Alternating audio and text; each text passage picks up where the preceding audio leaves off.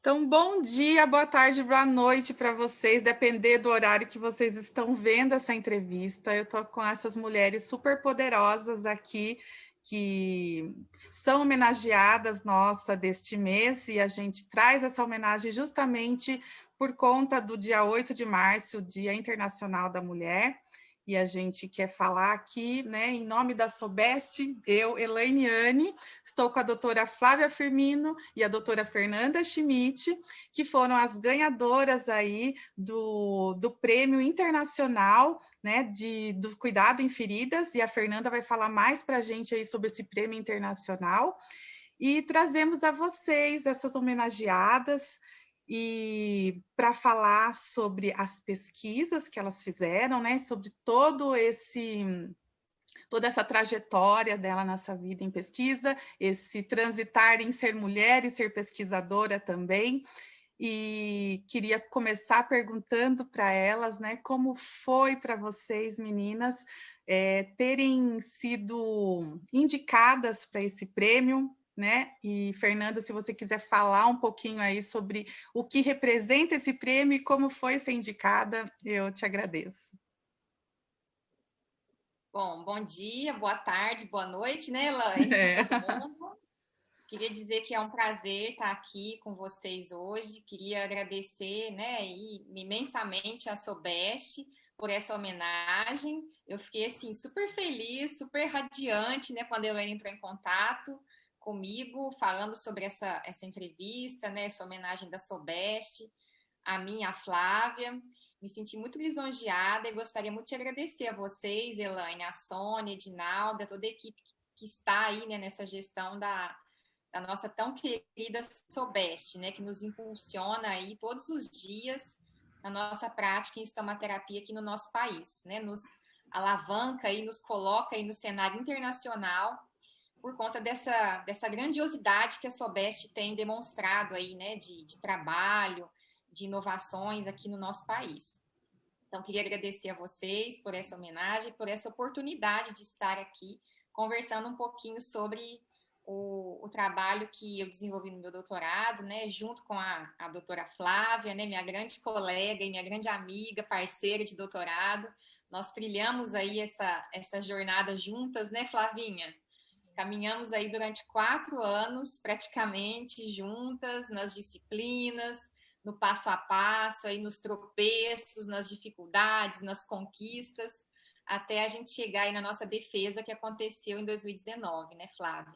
E juntas mesmo, foi tudo assim, juntinho, né, Flávia? Então, assim, para mim é uma grande honra, um grande prazer estar aqui falando com vocês, conversando um pouquinho sobre isso. Então, Elaine, como você pediu para eu comentar um pouquinho, né? Então, o prêmio, né, do Journal of Wound Care, ele é um prêmio internacional, ele é considerado aí como as Olimpíadas do Cuidado em Feridas, né, internacional. Então, ele é um prêmio, assim, que na verdade, esse ano eles colocaram 15 categorias.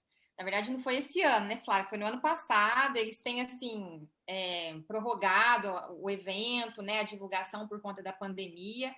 Era para ter acontecido, a cerimônia era para ter acontecido no ano passado, no começo do ano. E aí foi logo que, né, aconteceu aí, né, de vir a pandemia, e eles foram adiando o evento para setembro. Quando chegou em setembro, viram que não tinham condições de fazer o evento presencial, adiaram mais um pouquinho, e quando chegou no final do ano passado, eles falaram, não tem como, vai ter que ser online mesmo, e aí eles entraram em contato com todos os finalistas das 15 categorias, né, para a gente gravar as entrevistas online, né, para fazer a divulgação. Então, esse prêmio, Elaine, são 15 categorias que eles dividem, né, de inovações em práticas no cuidado de feridas e de integridade da pele. Então, para cada categoria, eles divulgaram, então, 3 finalistas. E também tem a categoria de sociedade mais progressista, que no caso a Sobeste foi indicada, né? Sim. 5 finalistas que foram indicados. Mas na nossa categoria, por exemplo, a minha categoria era inovações em integridade da pele, categoria da Flávia era inovações em cuidado de feridas. Eles selecionaram 3 finalistas. Então, há mais de um ano a gente já tinha recebido essa lista, né? Que eles chamam de shortlist. e a gente já sabia que estávamos entre as 3 finalistas nas nossas categorias. E assim, é uma honra muito grande, porque é um prêmio que envolve pesquisadores aí, profissionais do mundo todo, de todos os continentes, né? Então, eu, por exemplo, concorri, né, dentro da minha categoria, com outras 2 finalistas, uma canadense e uma americana. Então, éramos nós 3. Olha Eu, só a brasileira, força e o peso disso, né? com certeza. Então, assim, eu não sei dizer para você em números quantas pessoas se submeteram a essa categoria que era inovações e integridade da pele, né? Eles não divulgam isso, mas eles só divulgam os 3 finalistas. Então, assim, é um prêmio muito importante, muito reconhecido aí no cenário mundial, né, de cuidado com feridas, entre todos os profissionais que atuam aí, que pesquisam nessa área. E é um prêmio que, assim, a gente submete a esse prêmio com um trabalho. No caso, nós fizemos a submissão com as nossas teses de doutorado, né, eu e Flávia. E também a gente tem que submeter a eles uma avaliação também da nossa trajetória toda profissional. Então, a gente tem que encaminhar diversos documentos, não só o resumo da tese, né? A gente tem que encaminhar publicações referentes ao assunto que a gente pesquisa, né? Que a gente estuda.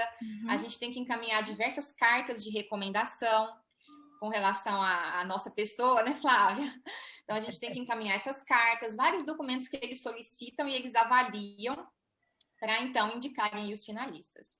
Então, assim, falei muito, mas resumidamente é isso, né? Se a Flavinha às vezes quiser Não, e isso é complementar. ótimo você ter falado, justamente porque nada melhor que vocês, né, para falar sobre o prêmio e sobre a importância dele, mas queria colocar aqui também, ó, olha só a trajetória dessa mulher aqui, gente. Fernanda Matheus Queiroz Schmidt, enfermeira estomaterapeuta, Tissobeste, que é a prova que eu morro de medo de fazer também, e as pessoas têm medo de fazer, porque essa autoridade, olha só o que ela já buscou: doutora em ciências pela Escola de Enfermagem da USP, docente nos cursos de enfermagem na IFSU de Minas, campus de Passos de Minas Gerais, diretora do Departamento de Desenvolvimento Profissional da SOBEST, gestão de 2021 até 2023.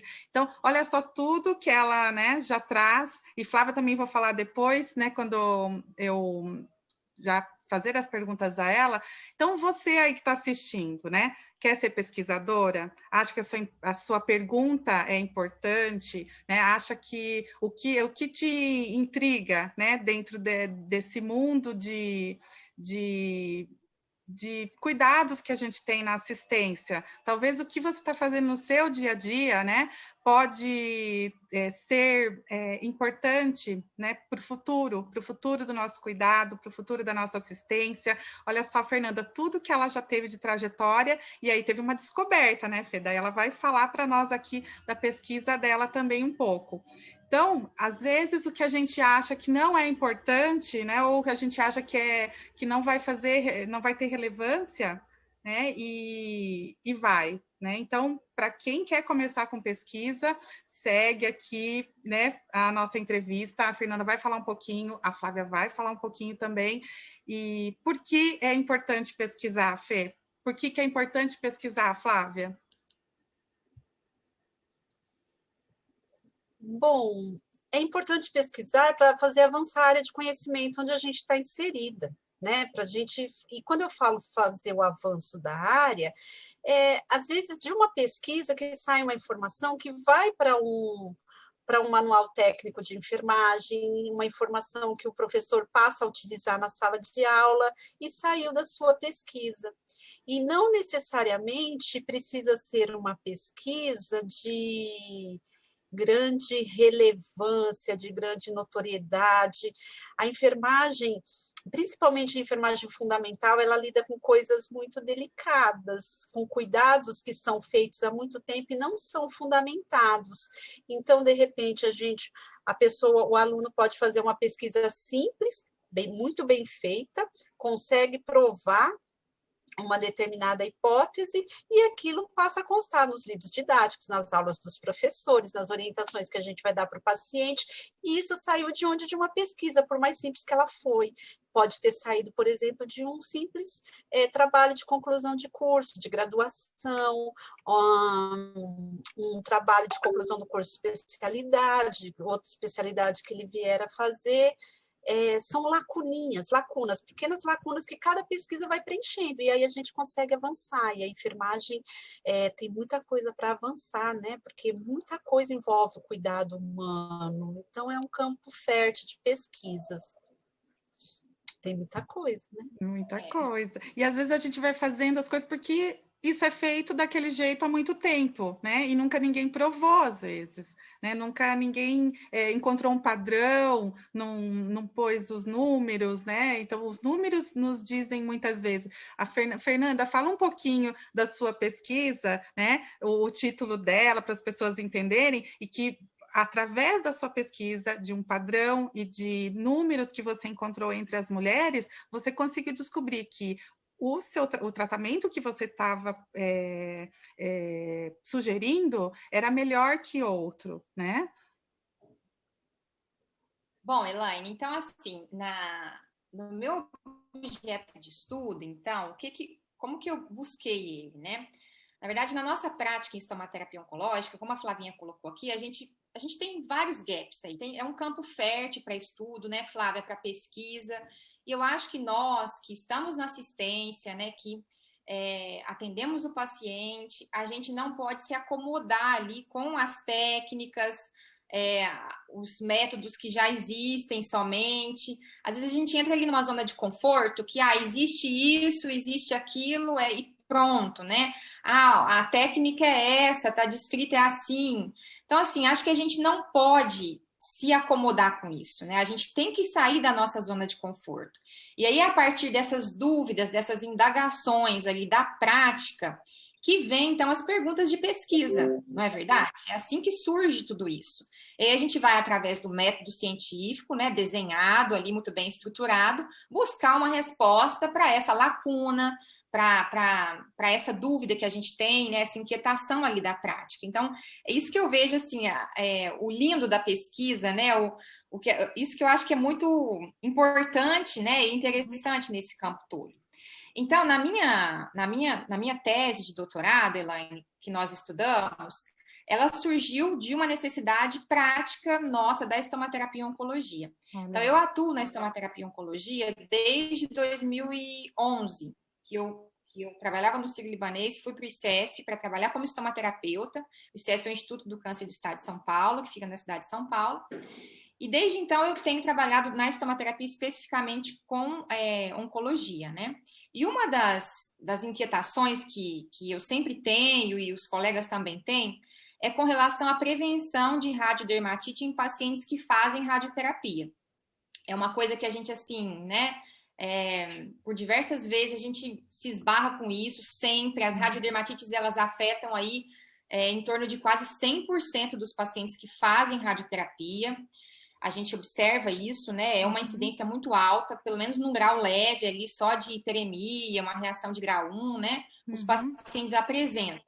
Tem até um colega que... Eu sou estomaterapeuta voluntária aqui no Hospital Regional do Câncer de Passos, e um colega radioterapeuta que trabalha aqui, que foi até um colaborador meu na tese de doutorado nesse trabalho, ele fala, tem que marcar a pele. Se não marcou nada a pele, parece que a radioterapia não fez efeito. Então, para você ver que, assim, um olhar, né? Se não marcou a pele, parece que a radioterapia não fez efeito. Então, assim, ou seja, 100% dos pacientes sofrem com essa radiodermatite. Então, é algo que a gente vê que é difícil de controlar. Se você for buscar nas experiências aí dos serviços, o Hospital X usa infuso de camomila, o Hospital Y usa creme de camomila, outro usa aloe vera, outro usa calêndula, cada um usa um produto de acordo com a sua experiência ali local.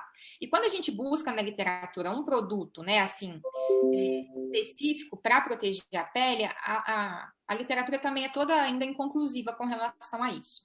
Então, pesquisando ali a questão da fisiopatologia da reação de pele, a radioterapia, a gente vislumbrou que o uso de um antioxidante tópico, no caso foi a vitamina E, que nós utilizamos no meu trabalho, poderia proteger a pele, então, porque preveniria ali essa questão da ação dos radicais livres, né? Então, nós testamos um creme que continha nanopartícula lipídica com vitamina E para prevenção de radiodermatite em mulheres que faziam radioterapia para câncer de mama. Então, nós tivemos 3 grupos de estudo nesse estudo clínico, né? Não foi um ensaio clínico definitivo, mas foi um estudo piloto. E aí a gente testou um grupo de mulheres que usou esse creme com nanopartículas lipídicas com vitamina E, um grupo que usou a nanopartícula lipídica vazia, sem a vitamina E, porque a gente queria ver se essa partícula só teria algum efeito, e um grupo que usou o creme base, que foi o base que a gente usou, que não tinha nenhum potencial hidratante, para verificar a ação isolada da vitamina E, né? E a gente encontrou resultados positivos ali, já assim, bem interessantes, apesar de ser um estudo piloto que nos fundamentou para fazer o ensaio clínico definitivo, que assim que a pandemia der uma controlada, a gente vai fazer esse ensaio clínico definitivo com a amostra ideal, né? Então, mesmo sendo um estudo piloto, ele nos mostrou alguns potenciais efeitos desse creme com nanopartícula lipídica, com vitamina E, na proteção da pele dessas pacientes que fizeram radioterapia para câncer de mama. Então, sabe o que eu acho lindo, Fê? Eu acho lindo, assim, é inspirador para mim, que não sou pesquisadora, sou da assistência, a descoberta, alguém descobrir, né, alguém estudar, se propor a estudar, dar o seu tempo para estudar, e a gente ter essa prova real, né, numérica, com mulheres reais, de que funcionou. Né? Então, está provado, a gente está seguro, né? A pesquisa, a meu ver, que não sou pesquisadora, ela me traz uma segurança, né? Já foi provado, já foi feito, né? Está seguro, é um ambiente seguro para você colocar na sua prática, né? E para nós também, nossas dúvidas eram: quando começar a fazer a prevenção de radiodermatite? Em que momento a gente iniciar esse processo e colocar esse creme, né? Como, né, nós vamos tornar ele real na prática, a pesquisa que você fez, né? Então, tudo isso é muito interessante, né? Muito interessante para quem quer começar a fazer pesquisa, mas quem quer se beneficiar da pesquisa feita também, né? Com certeza. E o legal, Elaine, é que, assim, esse trabalho, ele envolveu, assim, diversas frentes, desde as ciências básicas no Instituto de Ciências Biomédicas da USP, que é o ICB. Então, no início do doutorado, né, no início do trabalho todo, a gente teve que testar esse creme em pele de porco, fazer estudos in vitro, né, fazer testes a níveis, assim, laboratoriais com relação à penetrabilidade do creme, se fazia efeito barreira ou não na pele, verificar a perda de água transepidérmica, estudos de reologia. Então, a gente usou o laboratório, né, de biologia tecidual do ICB e o laboratório de nanofármacos também. Então, assim, a gente estudou ali desde o nível básico mesmo, para estruturar uma formulação desse creme que fosse a mais ideal possível, das 3 amostras, né? Aí, para depois a gente ir para a fase de aplicação nas pacientes. Então, assim, foi um estudo que me completou muito, assim, porque eu sempre gostei também dessa área básica. Só que, assim, para a gente que está na assistência, já faz estudo mais clínico, né, voltar ali, né, não é voltar, porque voltar eu digo porque estou pensando ali na formação de graduação, mas ir para a área básica, às vezes é muito difícil, é uma barreira para a gente, você aprender a utilizar todos aqueles equipamentos de laboratório, né, então, assim, para mim foi um desafio grande, porque eu tinha meu primeiro filho na época, eu amamentava ele, tinha que viajar de Passos a São Paulo durante a noite, a madrugada, para estar no ICB durante o dia todo para fazer os testes e depois voltar à noite. Tinha que deixar leite congelado para o filho, enfim, aí a gente já entra em outro não, assunto. Mas é legal isso, porque justamente está falando do ser mulher, né? Do ser mulher, você está falando do ser mãe e ser pesquisadora, e você unir todas, né? Todas essas suas tarefas, né? E para ser, né, para descobrir, eu falo que pesquisar é cuidar à distância, né? É um cuidado à distância que vai trazer tanto benefício, né? Tantas mulheres vão se beneficiar do seu trabalho, né? O quanto que isso... Com certeza. E assim, é Dia Internacional da Mulher, né, Elaine? Então, assim, até pensando nisso, tanto o meu trabalho quanto o da Flávia, a amostra foi de mulheres. Exatamente o que eu pensei. Você sabe que eu me emociono, assim, né? Eu já tô com meus humores, assim, meio rondo, e isso também faz parte do ser mulher, né? Mas o quanto que me emociona saber de falar com vocês, que vão ajudar mulheres e que mulheres com câncer de mama, né? As duas, né?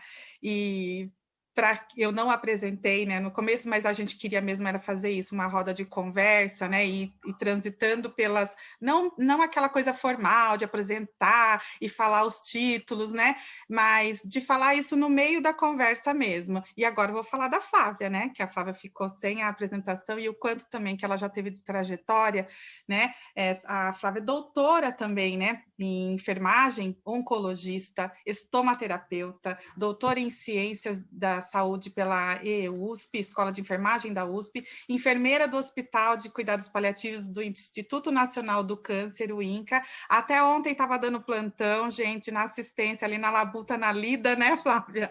Falando, então, ela tem essas duas faces aí, a face assistencial, algo intrigou ela no trabalho dela para ela começar a estudar. Aí fala um pouco, Flávia, do seu trabalho e do que te intrigou, o que te levou a também trazer essa descoberta para mulheres com câncer de mama, numa outra fase, né, do que a da Fernanda. Tá sem a Flávia? O mudo. Aqui tinha aí, tá tudo bem, tá tudo em casa. Então, realmente, as minhas mulheres estão bem na outra fase da Fernanda, muitas vezes ela já passou pela fase da Fernanda, porque elas estão num momento, assim, difícil, que elas foi constatado que não dá nada mais para fazer pelo câncer que ela tem na mama, não vai mais fazer quimioterapia, não vai fazer mais rádio, e aquele câncer é irressecável. E muitas vezes até já retirou a mama e o tumor recidivou ali em cima do blastrão e ela continua com aquela ferida. E a gente sabe que a ferida decorrente do câncer, ela pega um estágio de proliferação, onde ela cresce, depois partes dela começam a se degenerar. Então, é um desafio cuidar dessas mulheres com a ferida num lugar tão caro para a gente, que é a nossa mama, que expressa tanto do nosso feminino, tanto do nosso universo, né? Mexe muito com a imagem corporal delas e com a nossa que cuida delas, né? Porque a gente se ressente também do sofrimento delas e aquilo passa a fazer parte do nosso universo. E o desejo de pesquisar saiu, como eu falei, já se sabia que o alginato de cálcio faz uma coagulação muito boa no sangramento dessas feridas. Porque essas feridas, na fase que ela está proliferando, prolifera muitos vasos no tecido de granulação maligno dessas feridas, e sangra muito fácil, e é um sangramento difícil de conter. Não que ele seja necessariamente exacerbado, mas aquele sangramento vai continuando, né? As plaquetas que tem ali são plaquetas que vêm de um fundo de neoplasia, então são plaquetas deficitárias, o mecanismo de coagulação ali não é bom. Então, às vezes, com uma gase, você aperta, comprime, e aquele sangramento não para. Aí você precisa pôr alguma coisa que dê coagulação. E a enfermagem mundial, isso não é só no Brasil, a enfermagem mundial descobriu que o alginato de cálcio faz uma coagulação boa ali, muito eficiente. Mas tem sangramentos que não, e tem outros livros que pedem para você colocar um hemostático cirúrgico, hemostático tópico cirúrgico mesmo, né? E aí a dúvida surgiu disso, né? Todo o manual falava que era o alginato de cálcio e a gente não tinha nenhuma evidência na literatura. E a gente partiu de um pensamento muito simples, olha só. Se tiver um sangramento e eu colocar um hemostático cirúrgico, que é para fazer hemostasia mesmo, ele é registrado assim, ele tem essas propriedades mesmo, se eu colocar ele, eu sei que vai coagular. E se eu colocar o alginato de cálcio, vai coagular também, vai fazer hemostasia. Mas qual será que faz hemostasia mais rápido, né? surgiu desse pensamento, é um pensamento totalmente da prática, né? Que vem de uma vivência assistencial que a gente tem, mesmo ali à beira-leito do paciente, foi isso que eu levei para pesquisa e foi isso que eu levei para o doutorado, né? Eu já vinha numa trajetória de pesquisar cuidados para essas feridas, né? Já ajudei a estruturar protocolos que são conhecidos no Brasil todo, que é o uso do metronidazol para controle do odor, surgiu disso, né? O que tem aí para controlar o odor nessa ferida, já que eu não vou conseguir fazer mais nada por essa ferida, essa mulher já não está mais na linha de tratamento. Então, é uma pesquisa que saiu quer ver, eu digo assim, de uma curiosidade, de uma simples curiosidade, e se transformou numa pesquisa, uma pesquisa que, veja, você foi premiada, né? Na minha categoria, eu disputei com 2 enfermeiras do Reino Unido, e a enfermeira que recebeu ouro foi uma enfermeira que desenvolveu um produto, inclusive é da indústria. E a enfermeira que levou o bronze, ela era uma reitora de universidade, né, lá no Reino Unido, de uma escola de enfermagem. Então, você vê a força que a pesquisa da gente tem, porque a pesquisa a gente sempre sabe onde ela começa, a gente nunca sabe onde ela vai parar. É verdade. Né? Eu não esperava essa premiação. Puxa um pelo, vem um urso. Exato, e a gente vai. Vai. É isso mesmo. E assim, eu só fiz a inscrição, não sei se foi assim com a Fernanda, porque a minha orientadora me deu muito incentivo, porque senão eu nem iria concorrer por achar que era uma coisa assim. E eu concorri. Então, agora, a contribuição... Era isso que eu queria que você falasse. A gente acha que a gente não pode, né? A gente acha que não vai dar... Olha o meu medo de fazer o Te Soubeste, né? Então, a gente acha que não pode. Olha aí você falando que também achou isso e onde vocês chegaram.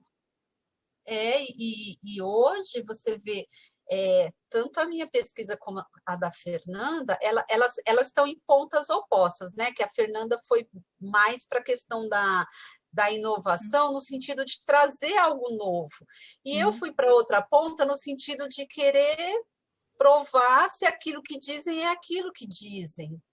E acabou que recebi esse prêmio, como Fernanda também recebeu, com pesquisas que são diferentes, né?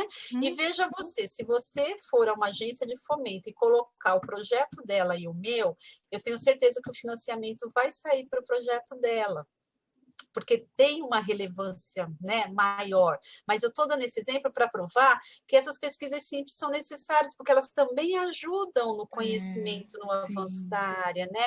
Hoje, qualquer pessoa no mundo pode dizer, tem evidência, uma forte evidência, de que o alginato de cálcio faz hemostasia em ferida tumoral, tanto quanto um hemostático cirúrgico simples, né? Porque a gente tem hemostáticos cirúrgicos avançados, eu não testei esse, eu testei um hemostático cirúrgico padrão. Então, a pessoa pode falar isso, essa informação pode ir para um livro didático, pode ir para um curso de atualização, né? Então, desmistificar um pouco a pesquisa, né, Fernanda? Principalmente para a enfermeira assistencial, né? Porque quem é essa mulher que é a enfermeira assistencial? Ela está distante desse universo, são poucas que se aproximam mais da academia. Então, desmistificar para que ela se aproxime mais da academia, ou para que nos seus centros de hospitais, onde elas trabalham, clínicas, elas possam conseguir desenvolver pesquisa dentro de tudo que a gente tem que dar conta no universo feminino. Sim. O que foi mais legal para você, Flávia, fazendo a pesquisa, durante a pesquisa? Foram as perguntas que surgiram, porque eu estava atrás de ver quem coagulava mais rápido, se havia diferença. E eu me frustrei, porque eu vi que não tem diferença para o alginato de cálcio. Eu testei um alginato de cálcio padrão muito utilizado, da Coloplast, e testei contra um hemostático de celulose oxidada muito conhecido, que é o Surgicel, e não teve diferença para o sangramento leve e moderado. E a tese, ela dá indícios que para um grande sangramento também não vai ter diferença, e os dois são ineficientes. Então, eu teria que testar em grandes sangramentos que eu não tive. A minha amostra de sangramento mais exacerbado foi apenas de um paciente. E uma coisa interessante que a gente descobriu foi o perfil das feridas que sangram mais, né? Existe na oncologia um marcador histológico de tumores, não sei se a Fê, acho que para a Fê isso não foi de interesse, que é o K67, que é um marcador ele dá a agressividade que o tumor tem. O que a gente viu? Que as feridas que tinham esse tipo de marcador mais alto, ele vai de 0 a 100, eram as que mais sangravam. Então, ficou essa questão, será que se eu pegar uma mulher com esse marcador, eu posso fazer um valor preditivo e fazer uma mastectomia higiênica nela, porque ela tem esse marcador e eu sei que essa ferida vai se tornar uma ferida maior, mais sangrante, de evolução. Será que esse marcador vai ter um estágio da ferida que desfavorece, que já é melhor a gente retirar essa mama de um jeito mais precoce para evitar aquele sofrimento que elas têm lá na ponta? Olha, gente. Então, você vê que Fica a dica aí, né? Para quem, né? Fica a dica. Olha quanta pesquisa que já sai daí, né? E aí, eu ouvi isso da Minayo, numa banca, onde eu estava só como convidada, e ela era da banca, a doutora Minayo, e ela falou assim, isso tem uns 15 anos atrás, ela falou assim, na verdade, a pesquisa começa quando a gente faz o nosso doutorado. É aí que a gente começa a entender um pouquinho de pesquisa. E aí a gente vê se a gente vai seguir ou não. E eu achei isso muito interessante, e depois que eu fiz a minha tese, defendi tudo, eu estava relendo a tese, aquelas perguntas vieram que eu falei assim, gente, mas será que eu vou saber fazer um desenho para responder a essa questão agora? E aí foram surgindo outras questões, eu tive que fazer outro exercício de desenho metodológico, sabe? Então, assim, pesquisar é muito bom, e eu acho assim, que nós mulheres, né, Fê, assim, principalmente na área da oncologia mastológica, a gente olha essa mulher de uma forma muito sensível, na ginecologia também, e parece que na nossa cabeça vem mais elementos de pesquisa de todos os universos, do universo quantitativo, do universo qualitativo, sabe? Para gente pesquisar. É tipo, o que te trouxe até aqui não te levará para o próximo nível, né? O que te trouxe... O que te trouxe até aqui é só o começo, né? Agora vão vir outras questões e outros tipos de esforços, talvez, para te levar para um nível muito maior, né? Seria assim, pronto, você aprendeu a andar. Agora, para que lado você vai? Para onde você vai? Muito interessante isso. E qual é a maior desvantagem de fazer pesquisa, principalmente no Brasil, né? Que a gente não pode falar só as belezas, né? O que tem de desvantagem? O que elas vão encontrar de obstáculos? Eu vou falar, pesquisadores. Complementa aí. Olha, eu espero que isso que eu vou apontar como desvantagem sejam desvantagens temporárias, porque quando a gente gosta da pesquisa, se envereda por esse caminho, a gente aprende a ter muito respeito pelo conhecimento e a gente sabe que ele avança e a gente sabe que o acesso a ele também avança. Nossa, que lindo isso, Flávia. Hoje, eu sei que a desvantagem, e eu vou pensar na enfermeira assistencial, porque é essa mulher, é essa pessoa, ou esse homem, se for um enfermeiro, que podem dar muitas contribuições para o cuidado iminentemente direto, aquele que você pesquisou e você pode ir lá à beira do leito e aplicar. Porque essas enfermeiras assistenciais, elas ajudam de uma forma ímpar a avançar o cuidado de enfermagem direto para a sociedade, ou o cuidado de gestão direto para o hospital, e assim a gente beneficia a sociedade. Eu acho assim que A desvantagem que a gente tem é a sobrecarga injusta de trabalho. Você pega um jornal de concurso, você vê que no jornal são 50 vagas para enfermeiro, 250 para técnico de enfermagem. Então, a gente fica numa proporção desigual. Aí a gente vai para o campo de trabalho já em desvantagem, porque a gente fica extremamente sobrecarregada, a prática atropela a gente. E às vezes a gente está lá, a gente não consegue nem pensar. A gente pega gás e luva curativa e sai fazendo, né? Rotina, Então é né? isso, é uma carga de trabalho injusta que eu espero que um dia esse peso, né? Esse quantitativo de enfermeiros e técnicos possam, quem sabe, no futuro se inverter. Por que eu falo isso? Porque a oncologia ela é um campo complexo, e onde tem paciente de maior complexidade, eu tenho que ter mais enfermeiros, até para melhorar o panorama de trabalho daquele técnico de enfermagem. Os meus técnicos de enfermagem se sobrecarregam porque só está eu ali para exercer as coisas de enfermeira, e muitas vezes eles acabam tendo que fazer. Então, acaba sobrecarregando eles o baixo número de enfermeiros. Eles poderiam trabalhar melhor se tivesse mais enfermeiras no mercado. A direção, né? Por A direção, legislação. a enfermeira está tão engolida mesmo pelas rotinas, e o direcionamento que a gente dá para o técnico, ele se perde. Eu não consigo nem direcionar, eu não consigo nem pensar num cuidado melhor, ou pensar numa trajetória melhor.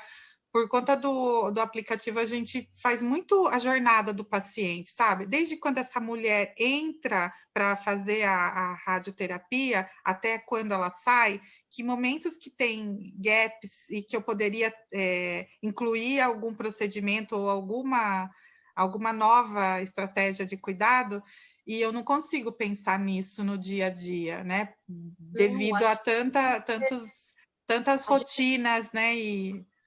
Na minha instituição, eu não consigo estar mais parceira ao lado do meu técnico de enfermagem. Então, ele entra num benefício sem mim, que se eu tivesse disponibilidade, iria ser mais fácil, né? Porque eu ia pensar junto, eu ia ajudar. Muitas vezes ele precisa da minha atenção para eu direcioná-lo para uma coisa ser mais fácil para ele, eu não consigo dar essa atenção. Então, assim, o serviço da enfermeira assistencial, ele é um serviço onde ela trabalha muito e ele é pouco visto. É um paradoxo isso. Então, eu acho que isso nos atrapalha. Uma outra desvantagem que a gente tem, que eu acho que para o futuro vai mudar, isso já não está mais na nova geração, é a dificuldade do inglês. E sem o inglês, você fica muito restrita, e não dá mais hoje para nenhuma enfermeira pensar localmente. Nosso pensamento é global. Tem que ser global para a gente poder contribuir com a saúde de quem a gente está cuidando aqui, e a hora que a gente publicar um artigo para fornecer instrumentos para que outro enfermeiro do outro lado do mundo cuide melhor daquele paciente. Então, a gente tem que ter o inglês, isso não tem jeito. A gente começa atrasado, né? A gente começa muito atrasado, e também a questão de se saber fazer um ensaio clínico randomizado. Eu espero que em poucos anos a gente não precise ir para um curso de doutorado para aprender a fazer, mas que a gente já chegue lá muito bem instrumentalizada para fazer, que aí o caminho é melhor, as nossas produções serão melhores. O conhecimento de estatística, ele tem que começar no primeiro ano da graduação de enfermagem e acabar em dezembro do último ano. Eu tive uma experiência, assim, que eu estava com tanta dificuldade de interpretar os testes estatísticos numa disciplina que eu fiz no INCOR, e eu cheguei perto de um colega de turma, que ele era médico, e eu falei, olha, eu não estou sabendo interpretar isso aqui. Ele olhou assim, de rabo de olho para o meu papel, e falou, não, Flávia, é isso, isso, isso, isso. Eu falei, poxa, como você sabe tudo isso? Ele, ai, Flávia, desde o segundo ano a gente já está trabalhando o que significa um P, o que significa isso, o que significa aquilo, e isso nunca mais larga a gente. Olha. Por que a gente não pode ter isso na faculdade? Então, o tempo mudou, né? Acho que informática, inglês e estatística tem que começar e seguir pelo menos até o final da graduação. O ideal é que isso seguisse com o enfermeiro, assim como segue a fisiologia, a patologia, né? As técnicas de fundamentos de enfermagem. Excelente contribuição, Flávia, né? Quantas pessoas que vão ver isso e talvez, né, coordenadores de curso, talvez que coloquem, né, que repensem isso, né? Excelente contribuição. E você, Fer, o que você acha das desvantagens de ser pesquisadora? Então, Elaine, estou aqui, nossa, estou tendo um show de aprendizado também ouvindo você, né? E a Flávia. A Flávia é minha inspiração há muito tempo, viu, Flavinha? Ela sabe disso. Desde quando eu comecei a trabalhar na oncologia, e aí eu não tinha experiência nenhuma com ferida neoplásica, eu trabalhava em UTI, era enfermeira intensivista, então era um mundo assim Outro. distante para mim, né? E aí eu buscava artigos, queria estudar mais sobre isso, e eu sempre procurava Firmino F, né? Firmino F, a gente sabe o sobrenome e às vezes nem conhece a pessoa, né? Lê os artigos. É isso aí. Então a Flavinha, para mim, é uma grande inspiração, Elaine. E assim, eu aqui ouvindo a fala dela, né, eu compartilho com tudo isso que ela disse aí, de ideias, né? E eu acho, assim, Elaine, quando você fez a pergunta, eu não sei se. Eu estou aqui tentando pensar, gente, desvantagem, desvantagem. Não sei se tem desvantagem, não sei se seria esse o termo que eu usaria, sabe? Ah, Teria desvantagem em fazer pesquisa? Não, se eu faço a pesquisa, se eu estou contribuindo com a ciência, com a assistência, eu não vejo desvantagem nisso, né? Eu vejo dificuldades, eu vejo barreiras, eu vejo, às vezes, alguns impedimentos, né? Assim, algumas coisas que nos dificultam nesse processo, como a Flávia colocou muito bem aqui, principalmente para quem está na assistência, né? E eu acho também que essa questão da distância, academia e assistência, ela precisa ser quebrada um pouco. Eu acho que as pessoas às vezes têm meio que um preconceito, né? Eu estou na assistência, então, ponto. Quem está lá em cima só pesquisa, só escreve, e aí a gente fica com essa lacuna entre quem escreve, quem pesquisa e quem atua efetivamente, não é verdade? é verdade. E isso não pode acontecer. Talvez eu seja enfermeira da assistência e eu não queira fazer pesquisa. Isso é normal, obviamente que isso é normal. Não quer dizer que se eu quis ser enfermeira um dia, não quer dizer que eu quero pesquisar. Só que eu tenho que ser uma consumidora de pesquisa. Isso, obrigatoriamente, eu preciso ser. Muito Eu não legal. posso rodar ali na minha prática com aquilo que eu aprendi na graduação ou que me treinaram aqui no hospital e assim, ficar naquilo só. Eu preciso buscar. Surgiu uma dúvida ali no meu plantão, num curativo, na avaliação de uma ferida, eu tenho que saber onde buscar a resposta para essa dúvida minha. Isso, obrigatoriamente, todos os enfermeiros têm que ter na graduação. Saber buscar o conhecimento e buscar a resposta. Ser um consumidor de pesquisa. Isso aí eu acho que é fundamental, né? Mas aí, ok, com relação à sua pergunta, então eu estou na assistência e eu quero pesquisar, né? Quais são as maiores dificuldades? Além de todas essas aí que a Flávia colocou, a gente sabe que aqui no Brasil a gente tem peculiaridades, né, com relação às dificuldades que nós temos também. Se eu quero fazer um estudo grande, por exemplo, um ensaio clínico grande, um estudo multicêntrico, às vezes eu me esbarro na questão financeira, na questão de financiamento de pesquisa, que a gente sabe que é bem difícil. E aí, se uma pessoa que está lá na assistência, a pessoa quer fazer uma pesquisa e fala para ela, você tem que correr atrás de financiamento agora. Você tem que buscar um centro ali, né, de ensino e se vincular a ele. Então, às vezes, isso pode deixar a pessoa um pouco mais, assim, com receio, né? Eu não vou conseguir, imagina, fiz faculdade, estou aqui trabalhando há tantos anos, como que eu vou conseguir pegar ali o financiamento FAPESP, FAPEMIG, CNPq para eu fazer uma pesquisa desse tamanho? Então, assim, não pense assim, você é capaz como qualquer um de nós somos. Eu venho de uma família muito humilde, Elaine. E assim, fiz minha faculdade, fiz uma faculdade pública, onde me abriu os horizontes ali para pesquisa, para esse universo todo, porque quando eu tinha lá 16 anos e escolhi minha profissão, eu queria ser enfermeira, eu queria cuidar de alguém, eu queria olhar a pressão, eu queria fazer injeção. Era isso que eu queria quando eu escolhi a minha faculdade, né? E aí, durante o processo todo da graduação, meus horizontes foram se expandindo com relação a essa questão do cuidado de qualidade, da pesquisa, do método científico, de me alimentar ali e buscar ser uma consumidora de pesquisa. E aí me veio a vontade de pesquisar também, de ser um profissional ativo, produzindo conhecimento, né? E aí fui atrás de fazer o mestrado, de fazer o doutorado, enfim. Então, a gente tem diversas dificuldades mesmo aí no nosso Brasil, né, Flávia, com relação a essa questão. A minha pesquisa, por exemplo, eu não tive financiamento, foi uma pesquisa, assim, com recursos próprios, tive auxílio do Proesa em algum momento, foi um edital que a gente teve durante o nosso caminho do doutorado, mas foi um auxílio pequeno aí para a gente conseguir adquirir parte dos cremes, da manipulação dos cremes. Então, assim, foi uma pesquisa feita assim, com os nossos próprios recursos. Então, isso é uma barreira também, sabe, Elaine? Quando a gente quer publicar um artigo, dependendo da revista, uma revista caro, né? São caros. Custo da tradução. Aí vem a questão do inglês, que a Flávia colocou aqui, que é importante da gente ter desde quando a gente nasce, eu acho. Eu acho que nem é na faculdade. O inglês, hoje em dia, eu acho que é desde quando você nasce. Você já tem que aprender ali o inglês. É que nem natação, né, para criança, né, gente? Natação, eu falo, não é um esporte, é sobrevivência. Sobrevivência. Então, eu vejo, Elaine, não como desvantagens, mas eu vejo aí muitas barreiras e dificuldades para enfermeiras, aqui a gente está falando do Dia da Mulher, né, mas para os enfermeiros que querem fazer pesquisa.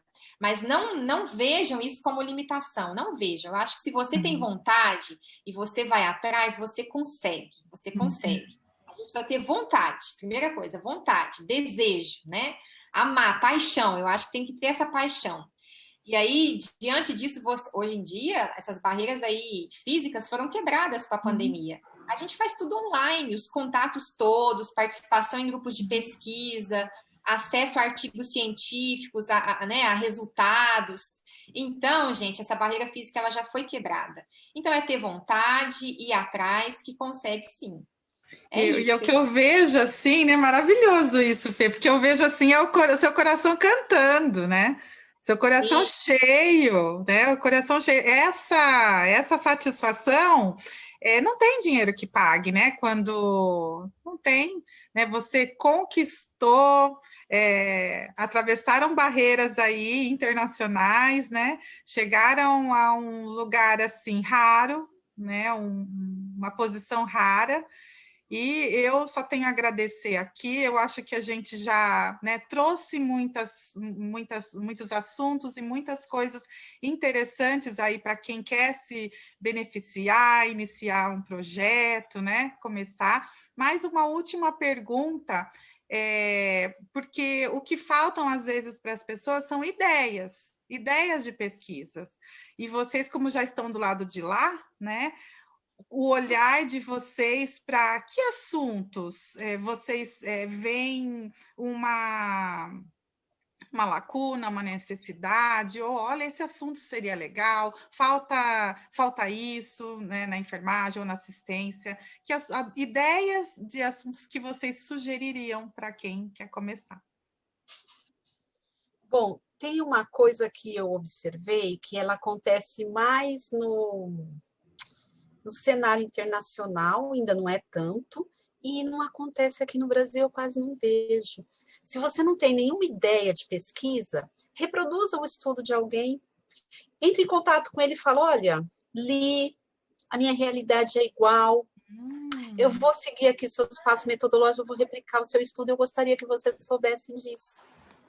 Porque se você chegar a resultados diferentes, você vai dizer, olha, meus resultados são esses. E se você chegar ao mesmo resultado, você vai reforçar uma pesquisa. E isso é extremamente valoroso.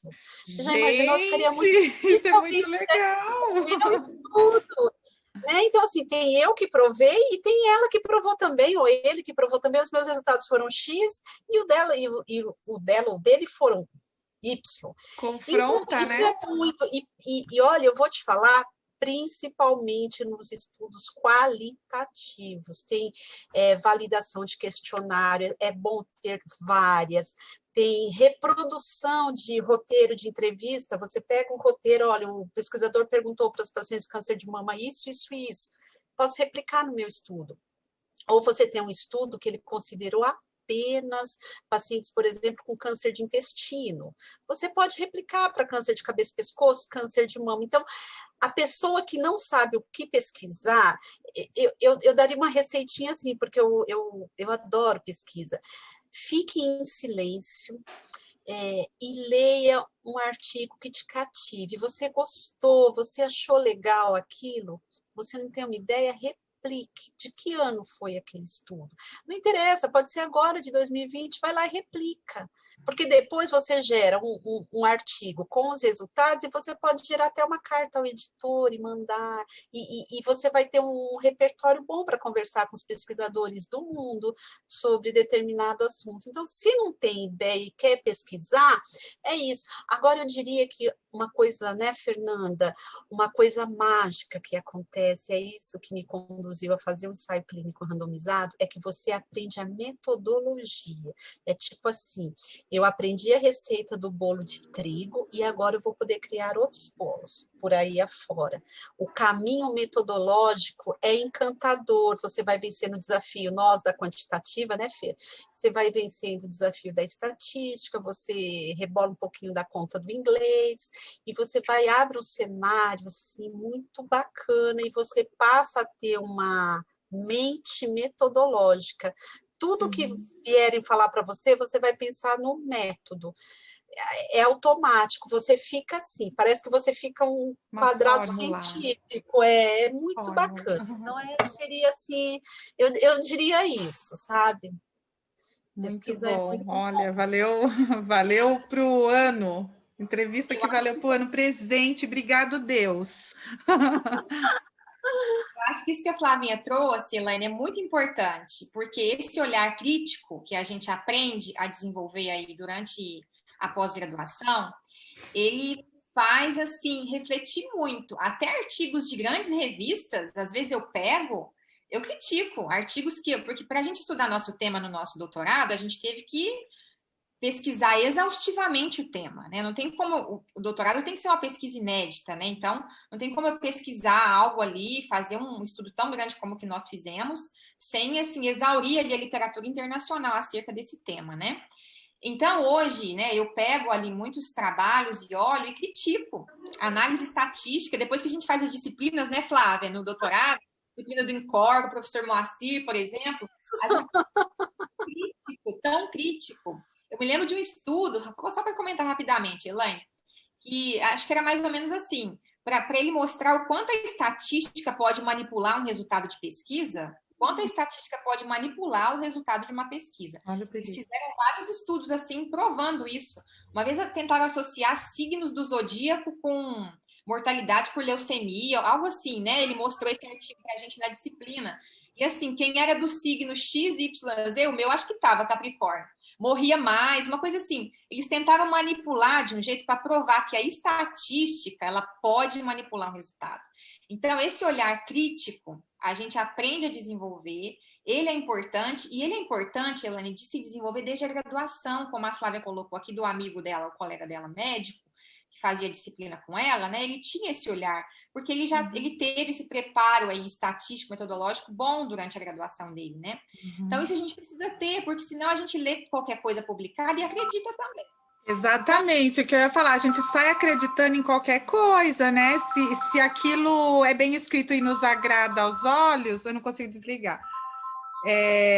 Aos ouvidos, aos nossos ouvidos, a gente sai acreditando, né? Exatamente. Então, eu acho que esse olhar crítico ele é importante. Aprender esse método científico, né, Flávia? Isso é sensacional. A partir do momento que você vê ali a direção, né, o caminho a ser percorrido, você tem várias ideias para desenhar um estudo. E aí, eu queria complementar a resposta da Flávia dizendo o seguinte, ao que você perguntou, Elaine.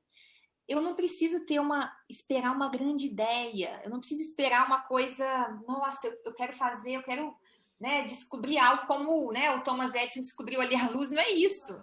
Gente, uma ideia simples, uma dúvida da sua prática. Olhe para a sua prática, esteja você onde estiver. Seja ali na assistência terciária, seja na atenção primária, seja no seu consultório, na sua clínica. Onde você estiver na sua prática, olhe para o seu cuidado e para a sua prática. Qual a dúvida que você tem na sua prática? Uma dúvida simples. A da Flávia, por exemplo, foi a questão da coagulação, né, do tempo de coagulação ali no sangramento de fígado neoplásico. A minha inicial, sabe qual foi, Elaine? Sabe o chazinho da camomila, que muita gente orienta os pacientes a colocarem para prevenir radiodermatite, para tratar flebite? A minha dúvida inicial era essa. Será que esse chazinho da camomila que a gente orientava os pacientes aqui em Passos a colocarem para prevenir radiodermatite, no ICESP também a gente orientava. Será que esse chazinho tem evidência científica? Fui buscar, não encontrei. Então, o meu primeiro projeto de doutorado era com relação ao infuso da camomila. Eu fui aprovada no processo seletivo do doutorado com esse projeto. E aí, no meio do caminho, nós encontramos outros pesquisadores que já tinham registrado o ensaio clínico, que iam testar o infuso de camomila, e aí eu mudei minha direção para o uso da vitamina E na encapsulada. Então, assim, foi uma dúvida simples até que ponto? Porque isso é uma dúvida muito importante, não é verdade? Da minha prática assistencial. Sim. Então, olhe para a sua prática. E aquilo que você acha que é uma dúvida, entre aspas, boba, isso pode ser o seu doutorado, o seu mestrado, né? E aí você precisa estudar o método científico para você desenhar o melhor caminho ali metodológico para você responder a sua pergunta, a sua inquietação. Então, olhe para a sua prática que você vai encontrar milhares, milhões de ideias para pesquisa. Eu tenho certeza que isso aí não falta. Muito legal, Fê. Muito legal, Flávia. Olha, gente, obrigada mesmo. Eu aprendi, tenho certeza que milhares de mulheres vão aprender, milhares de enfermeiras, de graduandas, de pessoas que querem, né, partir para o cenário de acadêmico, de pesquisa ou não, ou só encontrar um padrão ali na sua assistência e ali mudar, né, trazer a pesquisa para a prática. Eu acho que a gente falou um pouco de tudo isso, e só tenho a agradeço em nome da Sobest a contribuição de vocês, o tempo de vocês valioso, né? A Fê aí com 2 pitocos, né? A Flávia, né, também trabalhando tanto aí e oferecer esse tempo para a gente. Agradeço demais. Um beijo para vocês, um beijo para quem está assistindo, e aproveitem e façam disso acontecer, né? Tornem disso tudo aqui uma ação, né? Obrigada, gente. Beijo. Tchau, beijo. Tchau, gente. Obrigada, viu? Obrigada, Sobest. E um feliz Dia Internacional da Mulher para todas as mulheres aí. Verdade, Fê. Olha, eu também quero, viu, agradecer a Sobest. Ô, Fê, te cortei. Imagina, pode falar, Flavinha, já concluí. Não, pode concluir, estava... Não, era isso. Eu queria, né, desejar esse feliz Dia Internacional das Mulheres aí para todas as enfermeiras, todas as profissionais de enfermagem, especialmente aquelas que estão na linha de frente, né? E especialmente aquelas estomaterapeutas, né? Colegas nossas que estão aí, são militantes aí, né? Do cuidado aos pacientes com feridas, estomias e incontinência. E agradecer mais uma vez a Sobest por essa homenagem, por essa oportunidade de estarmos aqui falando um pouquinho do nosso trabalho, da nossa trajetória aí na pesquisa. Obrigada, Elaine. Obrigada, Flavinha. Gente, obrigada mesmo. Obrigada. Você representa a estomaterapia oncológica, por todo o aprendizado que eu tive com você ao longo desse caminho. Foi muito bom. Obrigada mesmo. Sou muito grata a você, de verdade. Obrigada, cara. Deixa sem jeito. Obrigada, um prazer dividir essa entrevista com você, assim, você sempre tornou tudo mais leve na minha trajetória, né? Os perrengues que a gente passou, você sempre deixou tudo mais leve e continua sendo assim. Então, muito obrigada, é um prazer dividir isso com você. Também agradeço muito a Sobest, essa ideia, né? Parabenizo todas as mulheres da estomaterapia, todas as enfermeiras, e também, assim, parabenizar quem quer, a mulher que seja enfermeira e queira se enveredar, né, Fer? Como eu e você, pelo mundo da pesquisa. Sejam muito bem-vindas. Dá para fazer, sim, dá para ser mãe, dá para ser esposa, né?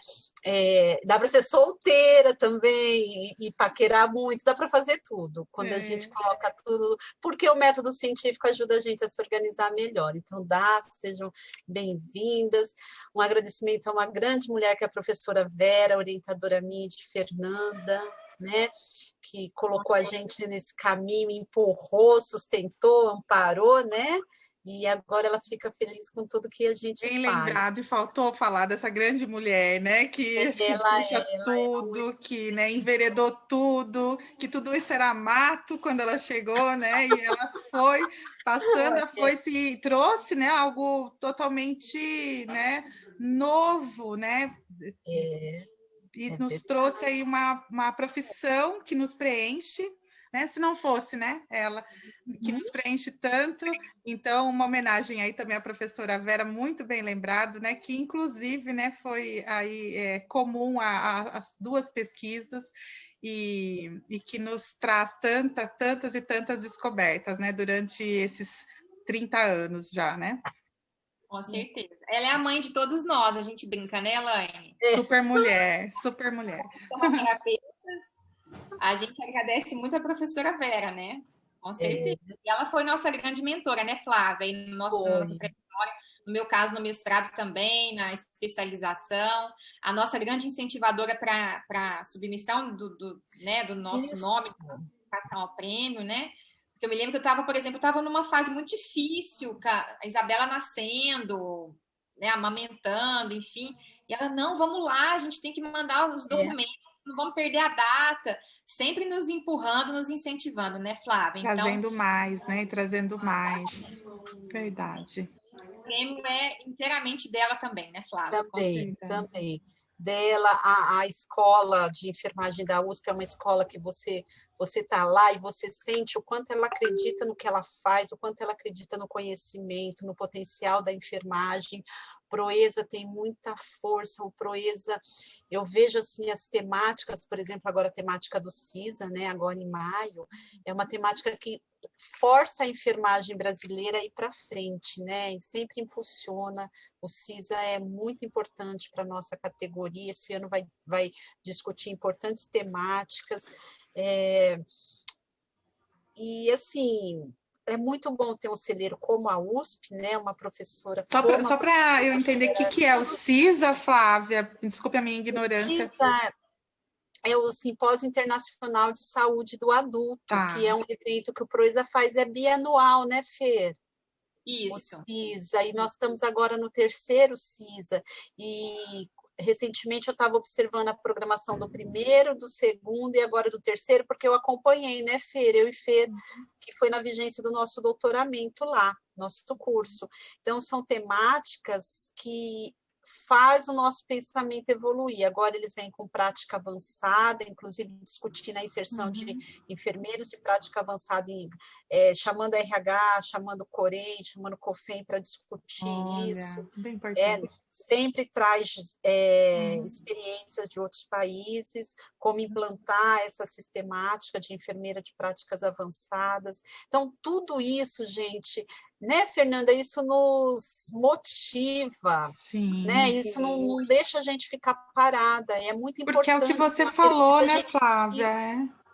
Desculpa, né, mas é o que você falou, se a gente não linka essa descoberta, a gestão, ao que o Corém preconiza, tudo está interligado, né? Se a gente for pensar no tratamento de laser, a gente não tem um código TUS para poder implantar e para poder receber, né? Então, tudo está linkado politicamente, a gestão, trazer essa estrutura, fazer os links para que a teoria venha à prática, totalmente necessário, né? Muito importante. E para as nossas pacientes mulheres também, né? Nossas pacientinhas, mulheres, que vão ser muito beneficiadas e cada vez mais. E continuem, né? Continuem fazendo e trazendo mais agora com todo esse conhecimento que vocês têm. Obrigadão, gente. Obrigado mesmo. Obrigada, Elaine. Beijo, tchau. Obrigada, Sobeste. Tchau.